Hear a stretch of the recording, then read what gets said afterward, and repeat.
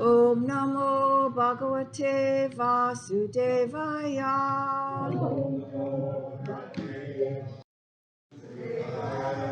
Om Namo Bhagavate Vasudevaya.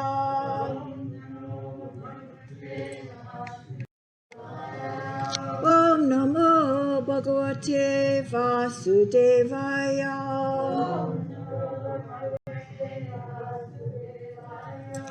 Today we are studying Srimad Bhagavatam Canto 3, the status quo, Chapter 5, Vidura talks with Maitreya Muni, verse 47. And we're also going to talk a little bit about Hera Panchami, since today is that special, wonderful day. Text 47. Tata pare chatma samadhi yoga. Tata pare chatma samadhi yoga. Balena Jitva Prakritim Balistam. Balena Jitva Prakritim Balistam. Tvam Eva Dira Purusam Vishanti. Tvam Eva Dira Purasam Vishanti. Tesham Shrama Shan Na Tu Sevaya Te Sham Shama Sham Shan Natu Sevayate Te Sham Shama Shan Natu Sevayate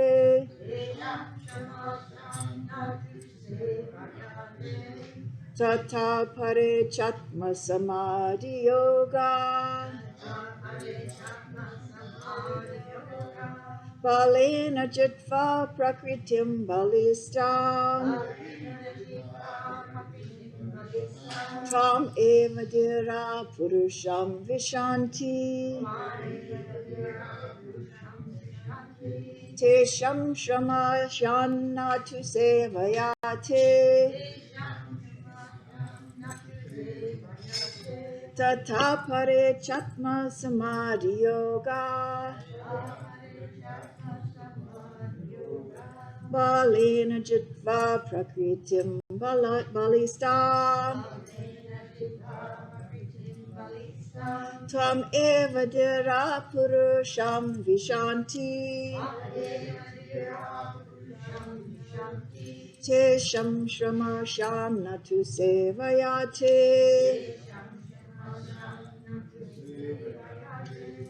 Others? Tata Pare Chatma Samadhi Yoga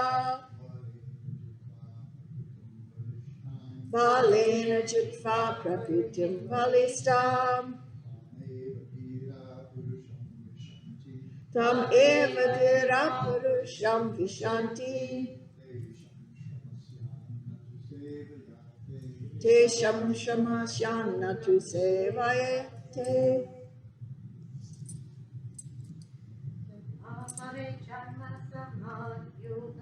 Tata Pare Chatma Samadhi Yoga Balena Jitva Prakritim Balistam Tam Eva Dira Purusham Vishanti Te Sham Shama Shan Natu Sevayate. Tata Pare Chatma Samadhi Yoga Balena Jitva Prakritim Balistam Tvam Eva Dira Purusham Vishanti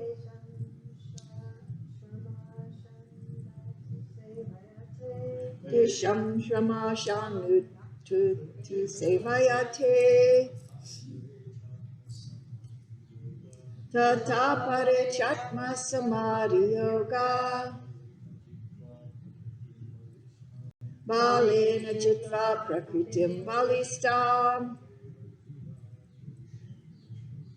Tameva Dira Purusham Vishanti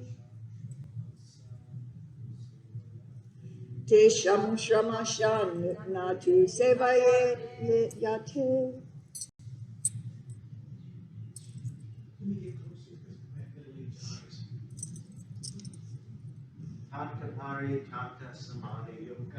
Tata Pare Chatma Samadhi Yoga Malena Chitva Prakritim Balistam Tam Eva Dira Purusham Vishanti Tesham Shramasyan Natu Sevaya.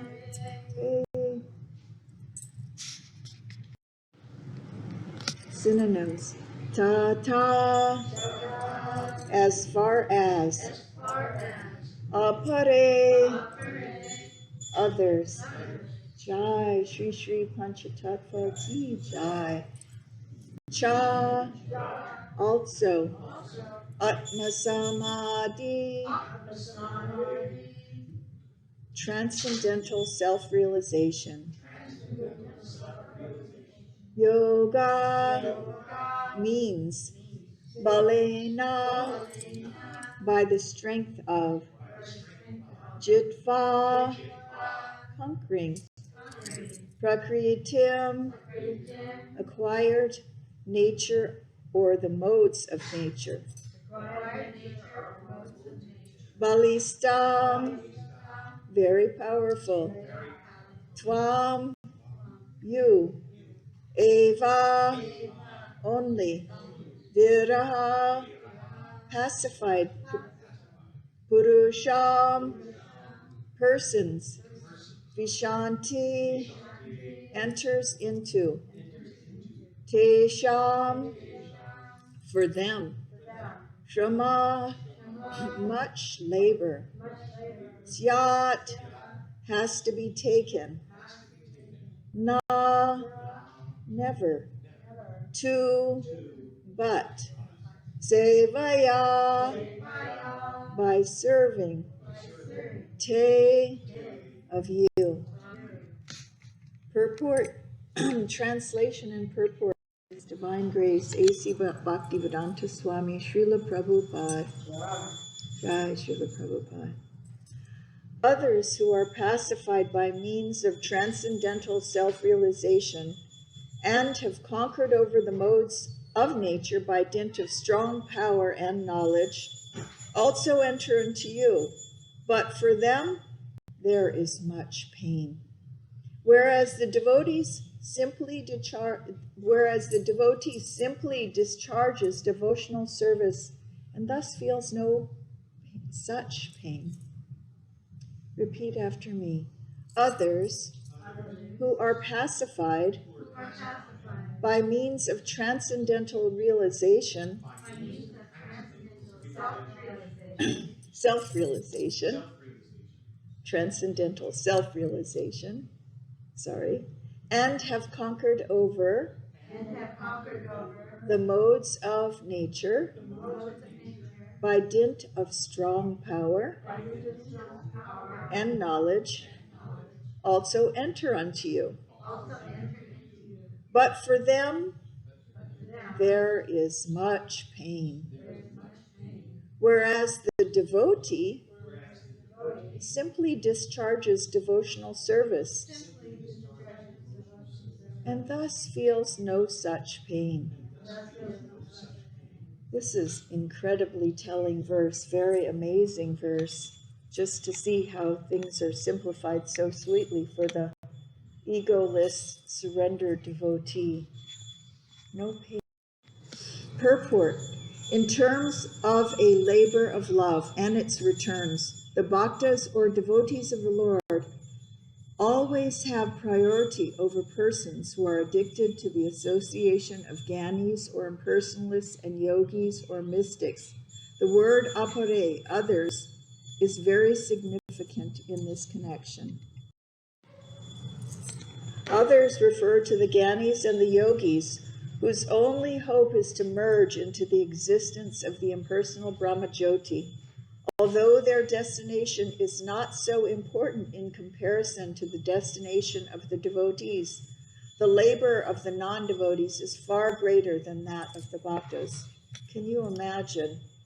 You have to sit in rapt meditation, closing all your gates, not being distracted by the ting on your phone. Practically, it's in this day and age, practically impossible.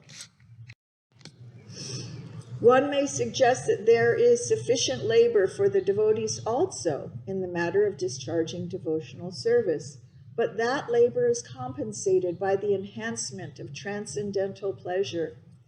We can see here this, we're just by preparing foodstuffs and offering foodstuffs to the Supreme Lord, then we also get to honor such lovely foodstuffs by attending Mangala Arati, coming early in the morning.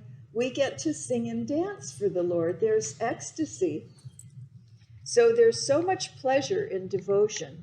You know, those simple acts of singing, dancing, offering prasadam, all of these things are full, laced with pleasure once we have surrendered to Krishna. It's not so difficult like shutting down the mind and senses and concentrating only on the breath and then bringing the energy upwards. It's very difficult. The union of the impersonalists and the union of the devotees are not on a par. The impersonalists try to fully stop their individuality by attaining sayujya mukti, or unification by merging into oneness, whereas the devotees keep their individuality to exchange feelings in relationship with the Supreme Individual Lord. We can actually engage all aspects of ourselves in the worship of Krishna, all parts of ourselves. Nothing has to be shut down. All of it is sublimated or supplicated or surrendered to the Lord. Everything is engaged. Not any part of us is denied, like in the impersonalist program. Such reciprocation of feelings takes place in the transcendental Vaikuntha planets, and therefore the liberation sought by the impersonalists is already achieved in devotional service. It's automatic. One doesn't have to make a separate endeavor. One doesn't have to become a big Gyani, and Digbijai, memorizing so many things. One doesn't have to attain all kinds of siddhis.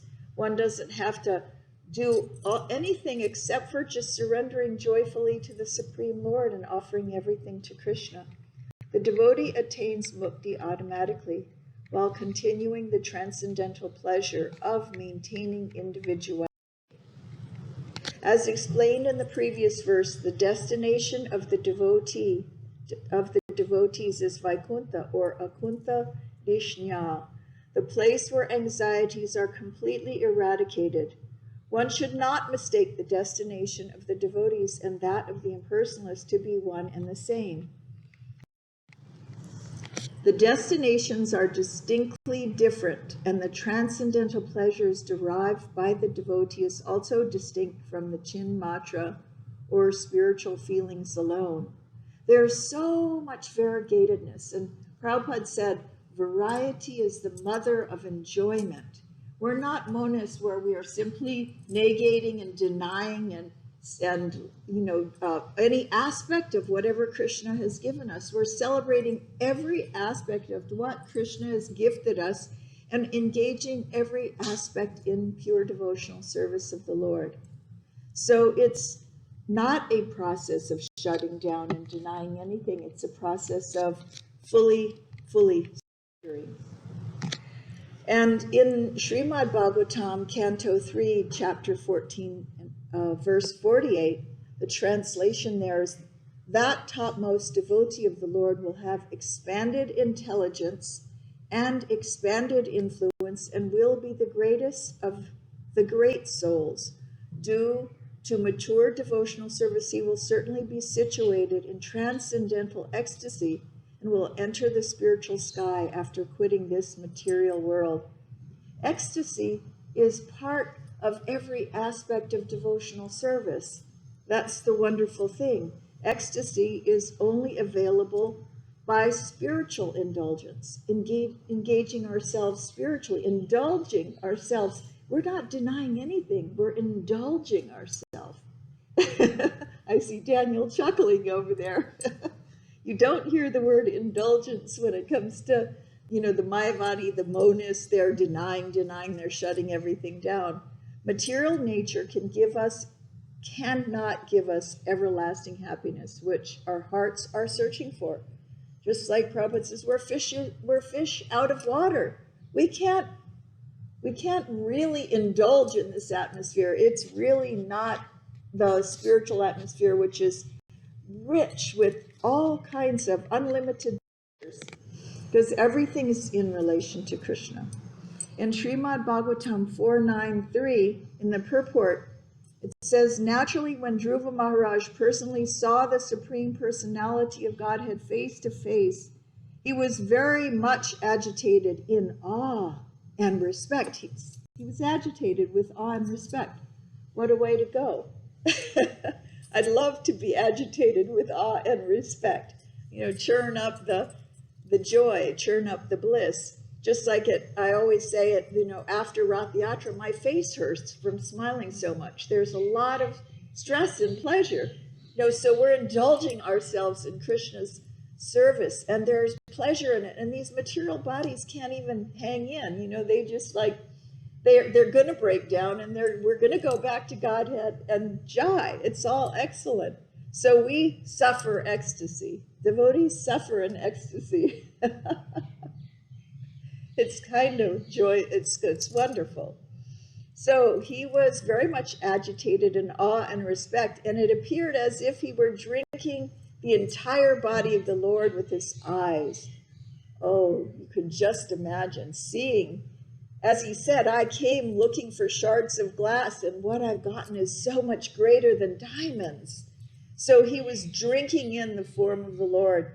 And for those who have become healthier and healthier, and like Prabhupada says, for a jaundiced person, sugar candy tastes very bitter.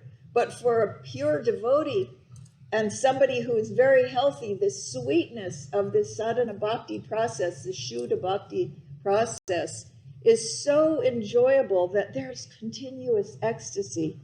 And we've noticed this in some really great devotees that we've had the association of, like, say, Jayananda, who had this simplicity and just this exuded this simple joy of devotional ecstasies. So the devotee's love for the Supreme Personality of Godhead is so intense that he wants to kiss the lotus feet of the Lord constantly.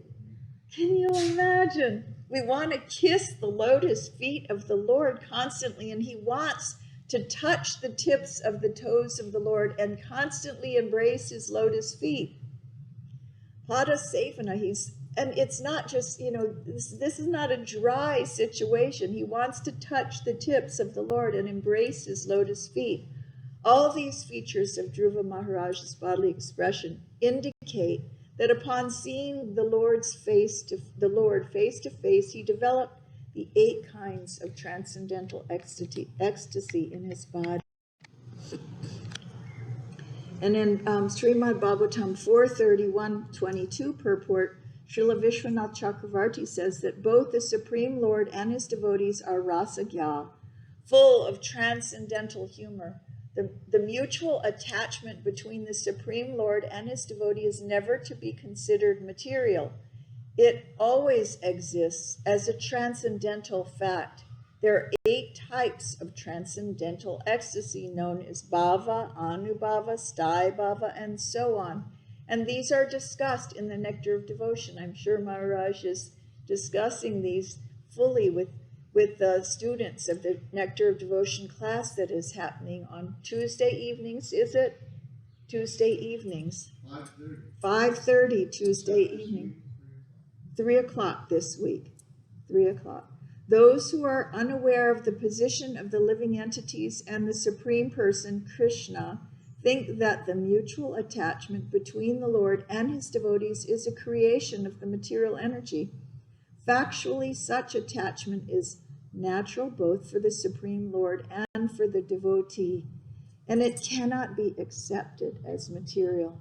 This is one of the problems. There are those that actually say that these outward signs of inward spiritual grace is something we need, that we've manufactured to try to create a relationship with God. And so we do all these kind of things for our own self. This is not the way that it works, because we have authorized scriptures that are instructing us exactly this is how it's done. And just as when Upendra said, oh, but Prabhupada, I don't want to bow down. I don't feel like it. Prabhupada said, bow down, you will feel like it. So we engage in the sadhana bhakti process, and gradually, as we're surrendering, the joy we can't help it. We can't contain it. It's just there, and it's not material. And Chaitanya Charitamrita Antya Lila 2:63 in the translation, Pradumna Brahmachari, this is really interesting. It's kind of confusing. I read the whole pastime, and it was because of why? Lord Chaitanya, you'll understand in a minute. Pradumna Brahmachari was overwhelmed by transcendental ecstasy upon seeing Chaitanya Mahaprabhu eating everything. He was eating Lord Nrsingadev's offering. He was eating the Jagannath's offering. He was eating all the offerings of the deities. Before the deities were even getting the offerings, he was eating them. And Pradumna Brahmachari, he was overwhelmed with transcendental ecstasy upon seeing Lord Chaitanya Mahaprabhu eating everything. Thus tears flowed from his eyes. Nevertheless, he expressed dismay. Alas, alas, my dear Lord, what are you doing? You're eating everyone's food. So this particular pastime, there was some kind, like the word agitation that we heard in this previous thing. There's kind of an agitation in these ecstatic challenges. The Lord challenges us continuously, and he's competing there's a competing in ecstasy. He's competing with Nrsingadev. He's eating his food, and he's competing with Jagannath. But the thing about Pradumna is he said, I know you're Lord Jagannath. I'm certain you're Lord Jagannath, so I can understand why you're eating Lord Jagannath's plate. But I don't really understand why you're eating Lord Nrsingadev's plate. He was confused, because all of the Lord's pastimes have an element of achintya shakti, inconceivable, achyuta. They have that ascharya karmani, this astoundingness about it, something that just goes beyond the mind. The mind cannot contain it. And even for the pure devotee, it's like the Lord will challenge our devotion. And in that challenge, more ecstasy arises. In that agitation, more ecstasy is churned out. So we're lucky if we're being challenged by Krishna. We're lucky because we're just about to get the mercy. Like what happened? In every case, when you think about it, even Queen Kunti says, I'd rather have huge, terrible, dreadful challenges happen in my life, because you're right there always saving us. Now everything's hunky-dory. This is not as fun. We really want your causeless devotional service. We want to see you. We want to have your personal association. So this pastime with Pradumna, I wanted to go a little further into it, because originally the deity of that area was Lord Nrsingadev. And when King Indradumna was actually being initiated into the worship of Lord Jagannath, he was put into a huge Nrsinga yantra, and he was initiated he was being given by Lord Brahma the Nrsinga mantras. So, and if you go to Puri, and Markandeya can tell you, when you go to Puri, there's that one temple where there's the original Nrsingadev deity there. So For the devotees, we're not monists. We see so much individuality, Nrsimhadev being different. And there's even a particular temple there by Gundicha, right at, no, not at Gundicha, at the temple that where Lord Chaitanya spent 18 years in ecstasy. Maharaj? Gambhira, yes. They're right there at the, as you go into Gambhira, there's a deity. And that deity complained, he said, no, it was actually the deity in the inner sanctum. He said, when you bring the tray past that deity, he eats everything. So by the time I get the tray, he's already eaten everything. So they actually ended up having to bring another tray for that deity. He had to have his own tray. So even amongst the deities, there's agitation to increase our service. They're saying, making a complaint, I need something for me. And then you go, my goodness, this Krishna's asking something of me. This is like more ecstasy, more ecstasy. He's churning my love more and more and more. So we have that example right directly in Puri. Each deity has their own need. And you can sometimes when somehow a deity comes to you, you find out that not only does that deity come, all that deity's entourage and paraphernalia and even servants come. We had that experience when Prabhupada came. Within like the first week, he needed a paint job, like he needed some refurbishing and a little bit of touching up and fixing when he came. And within just a couple days, the best artist came and did everything to just fix him. We didn't even have to put out we didn't have to ask. That his Savites showed up right there. And we have that experience again and again. The deity comes and whatever he needs comes with him. So in CC Madhyam 13:119, there is a sort of competition between Chaitanya Mahaprabhu and Lord Jagannath in seeing who could lead.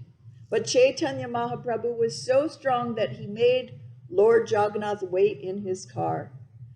Purport. In his Anubhasya, Srila Bhaktisiddhanta Saraswati Thakur describes the ecstasy of Lord Chaitanya as follows. After giving up the company of the gopis in Vrindavan, Sri Krishna, the son of Maharaj Nanda, engaged in his pastimes in Dwarka. When Krishna went to Kurukshetra with his brothers and sisters and others from Dwarka, he again met the inhabitants of Vrindavan. Sri Chaitanya Mahaprabhu is Radhabhav Duti Suvalita. That is Krishna himself assuming the part of Srimati Radharani in order to understand Krishna. So this transcendental competition of, that even can be in terms of ecstasy, like the competition between Chandravali and Srimati Radharani. It's competition to please and serve Krishna. And there is ecstasy in that. That's the kind of competition we want, is, competition to doing service and pleasing Krishna, competition for ecstatic symptoms. So here Krishna assumed the part of Srimati Radharani in order to understand Krishna.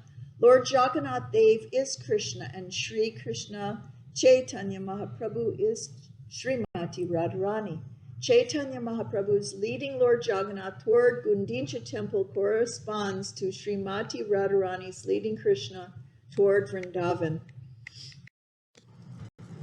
Thus, in his opulent Rath Yatra, he was returning to Vrindavan in the role of Srimati Radharani.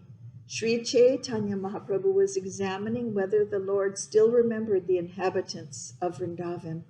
When Sri Chaitanya Mahaprabhu fell behind the Rath cart, Jagannath Dev, Krishna himself, understood the mind of Srimati Radharani. Therefore, Jagannath sometimes fell behind the dancing of Sri Chaitanya Mahaprabhu to indicate to Srimati Radharani that he had not forgotten. Thus, Lord Jagannath would stop that forward march of the Rath and wait at a standstill. In this way, Lord Jagannath agreed that without the ecstasy of Srimati Radharani, he could not feel satisfied. While Jagannath was thus waiting, Gaur Sundar Chaitanya Mahaprabhu, in his ecstasy of Srimati Radharani, immediately came forward to Krishna.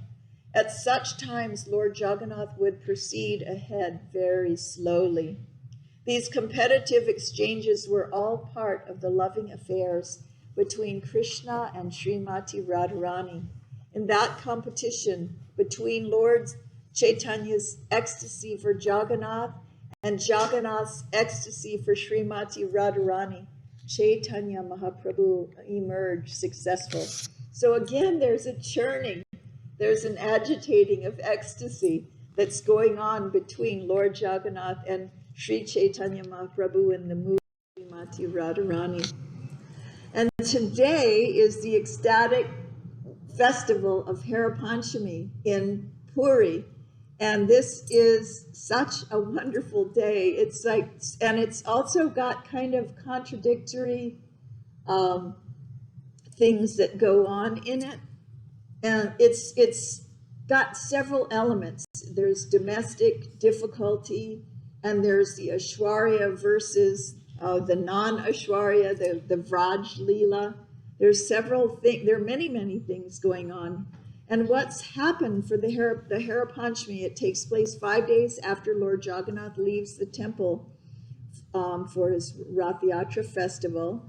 And Goddess Lakshmi becomes furious with him for not taking her along and also taking so long. He took a lot longer than he promised when he goes. And so she goes to vent her anger. She's going to let him know how she feels. She's agitated in the mood of separation from the Lord. She wants him back. She wants him back right now. So she goes in the mood of a commander-in-chief, and she organizes her servants like an army. She's going to bring him back. And Lakshmi Devi, while she's on the way, she avoids the direct route via the Grand Road and return to Jagannath Mandira via the Hara Gora Sahi, a side road inhabited mostly by Jagannath's priests. As Lakshmi Devi moves down the road in her palanquin, she halted in the front of each Brahmin's house to accept quality bhoga offerings in worship. It's kind of a Shobha Yatra like we do in Vrindavan, where the deities go out and they stop in front of various places, and we have tables up and we bring all this prasadam out to worship the deity and receive the deity as the Lord is coming by. And Lakshmi Devi's maidservants, the pujaris carrying her, they're feeling insulted that Krishna hasn't come back soon enough, and they're expressing their anger when they finally get to the cart of Lord Jagannath, they break off some wood from Lord Jagannath's chariot. They literally damage the chariot. They even start abusing the servants. There's pushing and shoving going on. They actually attack Lord Jagannath's servants. So it's basically Lakshmi Devi's Sevites against Jagannath's Sevites. But when seeing Lakshmi Devi coming down the street with an angry look in her eyes, Jai Shri Shri Panchatattva, what does Lord Jagannath do? He slams the door of Gundicha Mart. He locks her out because Gundicha is Vrindavan. He's come back to Vrindavan, and she can't enter Vrindavan. She's not allowed. Her pastimes are not in Vrindavan. So he's like, wait a second. He locks her out. That doesn't make her very happy. She gets riled up about it. There's kind of a little battle that takes place. The carts are all lined up. We watched this. It was a different roof than the roof where you see the actual carts coming down. It's a roof that just overlooks the three carts. And it's quite exciting. It's an enactment of this pastime. Lakshmi Devi, she's passing sarcastic remarks. I wouldn't even write one of the remarks that she said up here. I refused. It was too much for me. I had to water it down a little because some of the remarks were pretty intense. And in the Chaitanya Leela, it is said, soon after they were seated, Lakshmi arrived with her associates in opulence, as if she was coming to attack Jagannath. First, she attacked Jagannath's associates, who were actually Mahaprabhu's associates, like Sikhi Mahiti, Vakreshwar Pandit, and so on. And then she tied them up, bound them like prisoners, and her associates then punished them by striking them with whips made of soft cloth. And she accused them, oh, you should admit your guilt and pay something. You have taken my husband. Where are you keeping him? Bring him right now. It was as if they were holding him hostage. She's blaming them. And Jagannath secretly in Gundicha. He goes in. We couldn't go in. We foreigners weren't allowed in, but others were in to Gundicha. Hara Panchami is the ecstasy of annoyance, man. It is, the Lord actually enjoys this. He is the Mahapurush, and he enjoys the annoyance of his wives, of his consorts. It's very much because he knows they're in that Vipralamba Bhav. They want more of him. They're not getting enough. So this is why he came as Lord Chaitanya, after all, to understand all of the nuances of Srimati Radharani's feelings for him. This is not something that, this is, again, where it's like our minds just cannot wrap itself. We do everything possible to avoid confrontation and conflict, where that's like we steer clear of it, but not Krishna. He just drives right into it, because he knows that this is coming from their uncontrollable desire to not be separated from him. Meanwhile, immersed in the joy of his Raj Leela, Jagannath Swami forgets all about Lakshmi Devi. 4 days later, Jagannath, Baladev, and Subhadra rode their chariots back to Sri Mandir. Lakshmi Devi, still fuming about Jagannath's absence, she locks the temple doors out of defiance. Now, we've got him locking her out. Now he's getting locked out. And it's a big deal. They bring so much gold. I mean, this particular darshan right now, where they bring all the bribe to get him back into the temple. She's not going to open those gates unless she has sufficient, she's sufficiently satisfied. They bring ornaments, golden ornaments studded with diamonds, and more people come to this darshan than even the Rath Yatra because it's so amazing. And the servants of Lakshmi and Jagannath shout bad names at each other, and they shove each other back and forth. It's quite an interesting Leela. Finally, Jagannath Swami has made peace with his wife Lakshmi, and she shows forgiveness by offering him a huge bowl of juicy rasgullas. Later, Lakshmi Devi happily relished Jagannath's remnants and distributes some to her maidservants, and then opens the doors to welcome Jagannath Swami back in the temple. So if we think we have problems, domestic problems,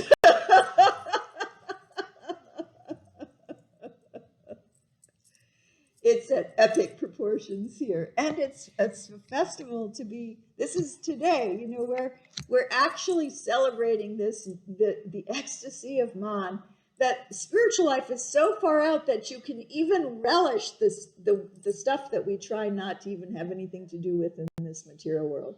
That's even blissful. That's even exciting.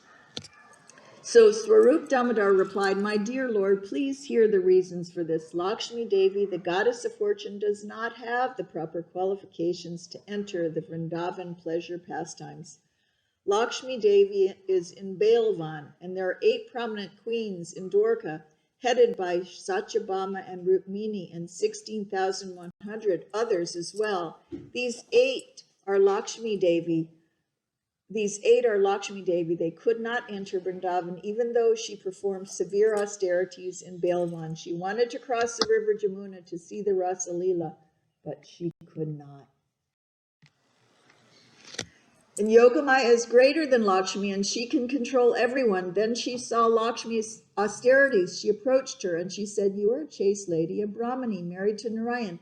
Can you give up your husband and marry somebody else, a gopa, a cowherd boy? Just a simple village boy? Can you do that?" Lakshmi replied, "I cannot do it. How is it possible?" Yogamaya says, "Can you make cow dung patties?" Lakshmi replied, "Oh, I cannot do that. I don't know how." Yogamaya said, "Can you milk cows?" Lakshmi replied, "I have never done it before." Then Yogamaya told her, "You cannot go to Vrindavan because you are not qualified. First, you would have to take birth from a gopi's womb, associate with gopis, and try to follow them. You would have to marry a gopa like Durmukha or Durmada, Abhimanyu or Govardhan Mala. Then you would have given up that husband. You would be able to go to Krishna and make him your beloved. This is the only process." In one kalpa, it was Yoga Maya who questioned Lakshmi Devi. In another, it was Krishna himself. But both of them had to tell her the same conclusion: she is unfit for this rasa. Swarup Damodar continued, "Vrindavan Lilaya Krishna Rasahaya Gopigana Vina Krishna Harite Nare Mana." Sri Chaitanya Charitamrita Madhya Lila 14:123. In the pastimes of Vrindavan, the only assistants are the gopis. But for the gopis, no one can attract the mind of Krishna.